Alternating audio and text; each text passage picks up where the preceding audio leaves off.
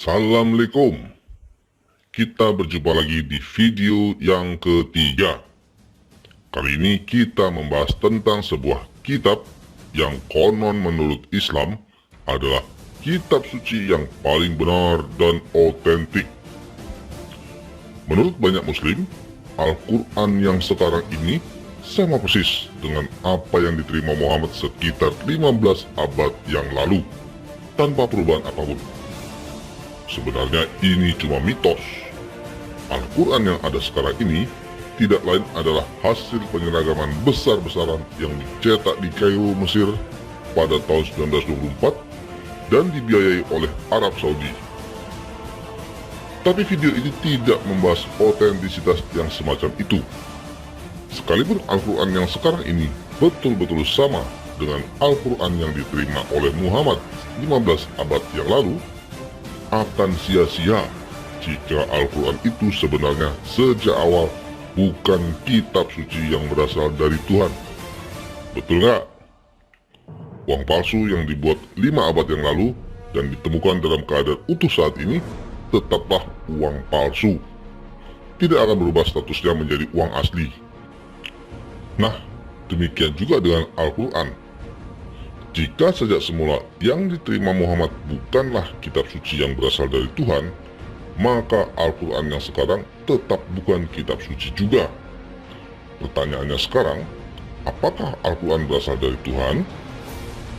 Sejauh ini, Muslim menerima Al-Quran sebagai kitab suci semata-mata hanya berdasarkan klaim Muhammad. Muhammad mengaku mendapat bisikan malaikat Jibril yang membawa pesan dari Allah. Maksud saya dari Allah, dan ia kemudian mendiktekan pesan itu kepada orang lain untuk mencatatnya. Begitulah pengakuannya. Ada dua persoalan mendasar di sini. Yang pertama, bagaimana jika Muhammad berbohong? Banyak muslim pasti keberatan dan akan mengatakan tidak mungkin seorang nabi berbohong. Loh, memangnya siapa yang menyatakan Muhammad itu nabi? Bukankah kenabian Muhammad berasal dari pernyataan Al-Quran yang diklaimnya berasal dari Allah? Jadi dengan kata lain, Al-Quran dan Muhammad saling bersaksi satu sama lain. Yang menyatakan Al-Quran pasti benar karena kitab itu berasal dari Tuhan adalah Muhammad. Sementara itu, perkataan Muhammad pasti benar karena menurut Al-Quran, dia adalah seorang nabi utusan Allah. Di pengadilan manapun, pengakuan semacam ini tidak ada artinya. Dengan demikian, Muhammad mungkin saja bukan seorang nabi. Dia hanya mengaku sebagai nabi. Karena Muhammad mungkin bukan nabi, maka Muhammad juga mungkin berbohong. Orang yang berani berbohong soal penting seperti masalah kenabiannya, tidak akan takut berbohong untuk hal-hal lain. Motif harta, kekuasaan, dan wanita bisa menjadi dasar untuk itu. Mengingat Muhammad yang awalnya cuma seorang suami dari seorang janda kaya, memang akhirnya berhasil mendapatkan semua itu di dalam hidupnya di dunia. Yang kedua, bagaimana jika yang didengar Muhammad itu bukan malaikat Jibril, tapi sekedar iblis yang mengaku sebagai malaikat Jibril? Nah lo, mana mungkin Muhammad tidak bisa membedakan iblis dan malaikat? Oh, sangat mungkin my brother. Muhammad dibesarkan dalam kultur penyembah berhala di Mekah. Keluarga dan masyarakat di lingkungannya adalah orang-orang penyembah berhala. Bekas-bekas dan buktinya masih ada sampai sekarang dalam bentuk ritual mencium batu Hajar Aswad di Mekah. Selain itu, pengetahuannya tentang ajaran-ajaran para nabi dari tradisi monoteis Yahudi dan Kristen sangat terbatas. Berdasarkan pengakuannya sendiri, Muhammad buta huruf. Jadi pengetahuannya tentang kultur dan ajaran monoteisme Yahudi Kristen hanya berdasarkan percakapan lisan yang dangkal. Dengan kondisi seperti ini, Muhammad jelas tidak memiliki acuan pengetahuan yang kuat untuk memahami seperti apa ajaran yang berasal dari Tuhan dan telah dipercaya oleh banyak nabi sebelumnya. Pengetahuannya soal itu nyaris nol besar. Ini membuat Muhammad pasti memiliki kesulitan besar untuk membedakan mana ajaran yang berasal dari Tuhan dan mana yang bukan. Dasar acuan atau tolak ukur yang perlu untuk membedakan persoalan sulit seperti itu tidak dimiliki oleh Muhammad. Dengan ambisi duniawinya yang besar dan pengetahuan rohaninya yang terbatas, membuat Muhammad menjadi target penipuan iblis yang sempurna. Sangat besar kemungkinannya malaikat Jibril yang datang kepadanya sesungguhnya hanyalah iblis yang menyamar menjadi malaikat dan membawa ajaran-ajaran yang tidak berasal dari Tuhan.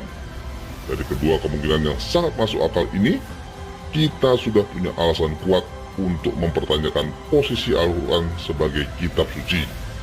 Al-Quran hanyalah karangan Muhammad atau ajaran-ajaran iblis yang mengaku sebagai malaikat Jibril, atau gabungan dari keduanya.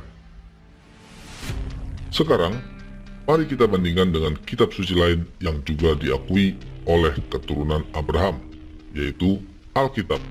Ini akan memperjelas posisi Al-Quran sebagai kitab suci atau bukan. Alkitab terdiri dari dua bagian. Yang pertama, Perjanjian Lama, yang berisi kitab-kitab Taurat dan kitab-kitab para nabi sebelum kedatangan Yesus. Yang kedua, Perjanjian Baru, yang berisi 4 kitab Injil dan surat-surat para rasul atau kitab-kitab lain yang ditulis setelah kedatangan Yesus. Ada satu karakter penting yang dimiliki Alkitab tapi tidak dimiliki oleh Al-Quran dan juga kitab-kitab suci lain yang ada di dunia ini.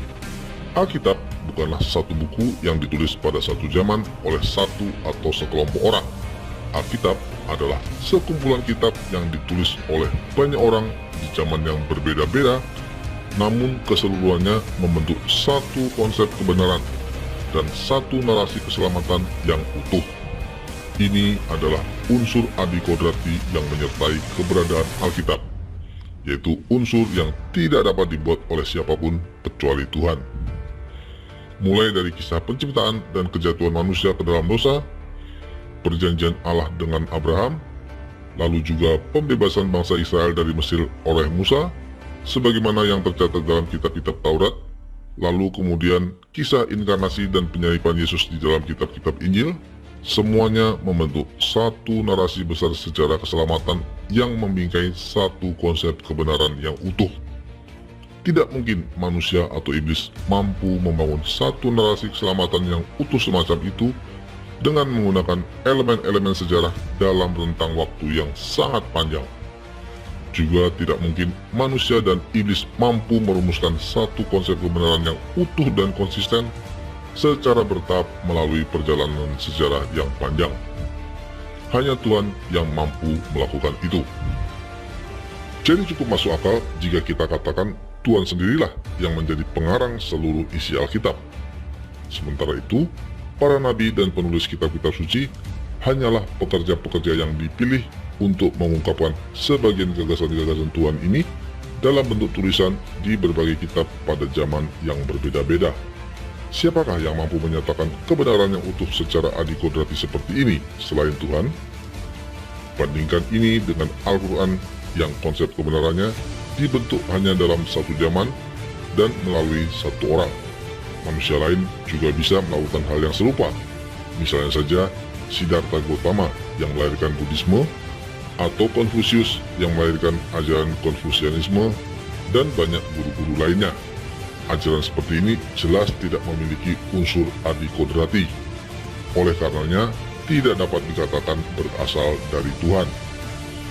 Jadi, sekalipun Alkitab terdiri dari banyak kitab yang ditulis oleh banyak orang di zaman yang berbeda-beda, kita bisa melihat ada benang merah yang sangat jelas.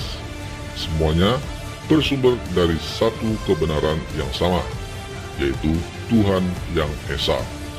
Tidak ada kitab suci lain di dunia yang memiliki karakter adikodrati seperti itu, hanya Alkitab. Selain itu, kebenaran isi Alkitab sudah diakui dan diverifikasi oleh banyak nabi di berbagai zaman yang berbeda.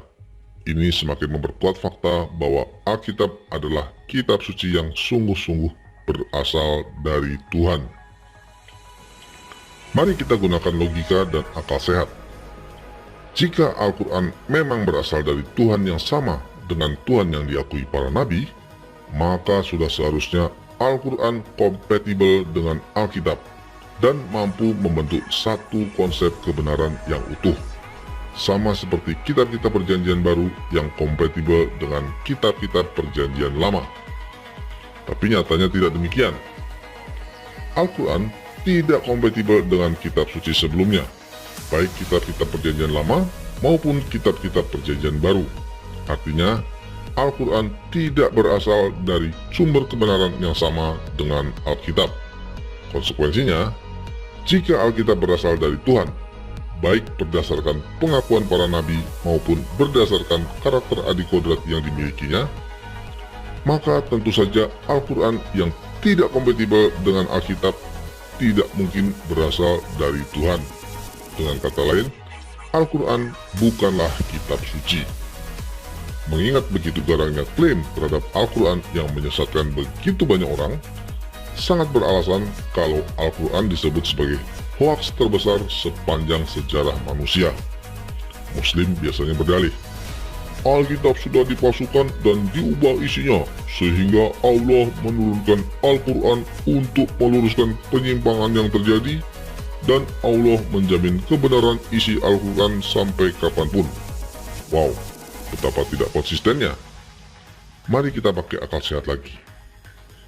Jika Tuhan tidak dapat menjamin keutuhan isi kebenaran dalam Alkitab, bagaimana mungkin Dia tiba-tiba bisa menjamin keutuhan isi Al-Quran? Pasti juga tidak bisa. Atau kemungkinan lain, Tuhan lupa menjamin keutuhan Alkitab dan baru mengingatnya saat menurunkan Al-Quran. Ini logika yang amat sangat lucu. Memang benar, Tuhan pasti dapat menjamin keutuhan kitab suci yang diturunkannya kepada manusia. Dan Dia tidak pernah lupa untuk memberi jaminan sejak semula. Itu berarti, sejak semula, Tuhan sudah menjamin keutuhan isi kebenaran Alkitab yang dipercaya oleh banyak nabi. Mari kita lihat fakta. Yesus tidak pernah berbicara sedikit pun tentang pemalsuan atau kerusakan-kerusakan dalam kitab-kitab para nabi. Bahkan ia menyatakan tidak satu iota pun akan hilang dari kitab-kitab para nabi sampai semuanya tergenapi. Dan apa yang sudah ditulis tidak dapat dibatalkan. Artinya, Tuhan sudah menjaga keutuhan isi kitab suci yang ada pada waktu itu selama kurang lebih 1500 tahun sejak zaman Musa, yaitu saat kitab-kitab Taurat ditulis. Bagaimana mungkin setelah itu Tuhan gagal menjaga keutuhan isi kitab sucinya? Tuduhan Alkitab sudah dipalsukan adalah tuduhan yang tidak masuk akal. Jika demikian, tidak ada alasan mengapa Tuhan harus menurunkan Al-Quran. Al-Quran hanyalah karangan Muhammad atau berasal dari inspirasi iblis yang menyamar sebagai malaikat Jibril, atau bisa jadi juga gabungan dari keduanya.